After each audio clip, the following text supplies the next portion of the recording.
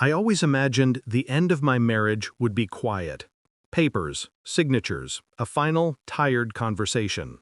Instead, it started with her voice, my sister-in-law, shaking with fake fear as she pointed at me across my own living room. "He touched me." 3 words, and the room froze. My wife stepped back like I was a loaded weapon. My in-laws stared through me as if the man who helped their family for a decade had never existed. I opened my mouth to speak, but they had already decided. The verdict was silent, swift, and absolute. I remember thinking, so this is how a life ends. Not with truth, with belief. They kicked me out that night. No hearing, no questions, just exile. And she watched me leave, my sister-in-law, her arms folded, a flicker of satisfaction in her eyes. I didn't fight, I didn't scream, I didn't beg. They expected chaos. I gave them silence.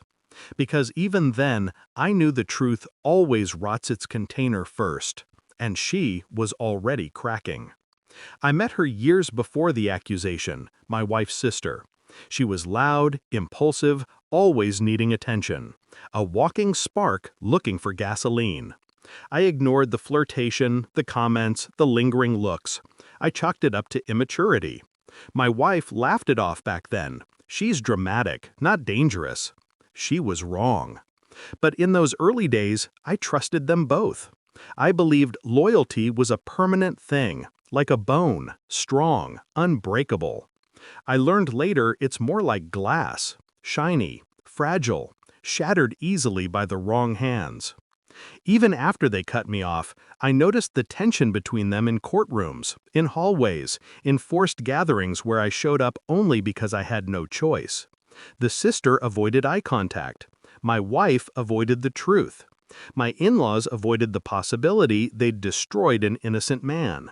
But arrogance makes people sloppy, and she was arrogant. I started noticing cracks. Too many late-night excuses from her, too many visits to my wife's house at odd hours, too much whispering that stopped when I entered a room. Patterns. Always look for patterns. Then the evidence arrived. Not for me, for them. I got a screenshot from an unknown number, a picture of her kissing a man who was definitely not her husband. Another photo, then another. Videos, messages, enough to burn a family tree down to ash. And the final message that came with them, "She lied about you. She told him. He sent these." I stared at those images for a long time, seeing her betrayal unravel itself in high definition. It was almost poetic. She had built her lie on the illusion that she was a victim. But the truth was loud, and it had teeth. I didn't react. Revenge requires patience, not impulse. I kept collecting. Dates, receipts, phone records, hotel logs, screenshots, testimonies, everything. My silence was my armor, my restraint, my weapon. And the irony? She made it easy. Liars usually do. They forget to cover their tracks because they think the world will keep believing them forever. Then her husband confronted her, loudly, publicly. The fallout spread fast. My wife found out, then my in-laws. The perfect family suddenly fractured under the weight of her affair. But the real implosion came when her husband added, "She told me she lied about him, about everything."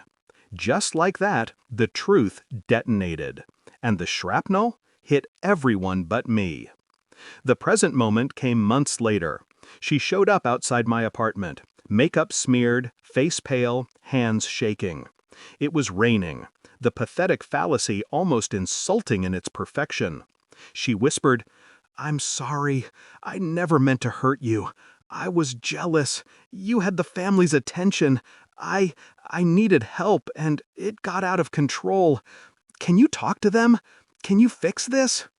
I looked at her. Really looked. This was the woman who destroyed my marriage, my reputation, my peace. And now she stood there like a child who finally realized fire burns. I stepped closer, voice calm. "You didn't ruin my life," I said. You revealed it. She blanked. What?